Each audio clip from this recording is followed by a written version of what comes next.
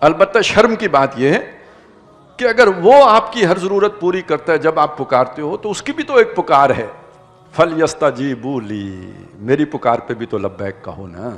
میں نے تمہیں زندگی دی، میں نے پالا، میں نے پوسا، میں نے ضرورتیں پوری کی، میں نے تمہیں ہر نعمت دی۔ میرا دین آج غریب الغربا ہے۔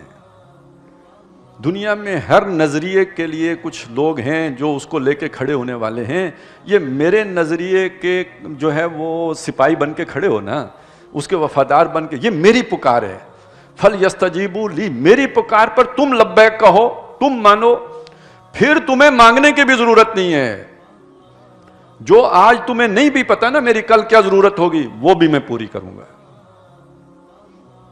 پھر یہ بھی میں اپنی طرف سے نہیں کر رہا، حدیث میں آیا ہے، جس شخص کو قرآن مجید نے مصروف کر دیا، اتنا مصروف کر دیا کہ وہ اس کے پاس اللہ سے مانگنے کا وقت نہیں ہے، اللہ تعالیٰ اسے بن مانگے دے گا۔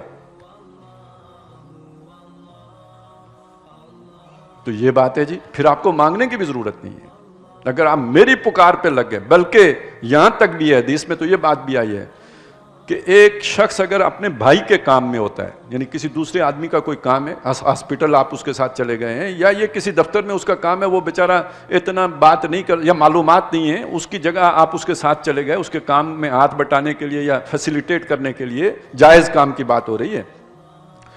تو جو بندہ دوسرے بندے کے کام میں لگ گیا، اللہ تعالیٰ اس بندے کے کام میں لگ جاتا ہے، اسے مانگنے کی ضرورت نہیں ہے، اللہ تعالیٰ اس کے کام خود بنا دے گا۔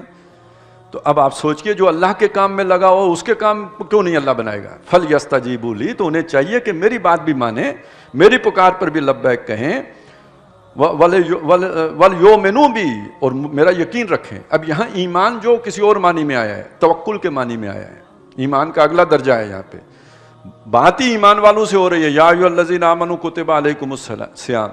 تو اب جب یہ کہا کہ وہ مجھ پر یقین رکھیں تو کیا معنی ہوگا یہاں پہ؟ کہ جب وہ میری پکار پہ لبیک کہتے ہیں تو مجھ پہ بھروسہ بھی کریں، مجھ سے امید رکھیں۔ بتوں سے تجھ کو امید ہے، خدا سے نو امیدی، مجھے بتا تو صحیح اور کافری کیا ہے؟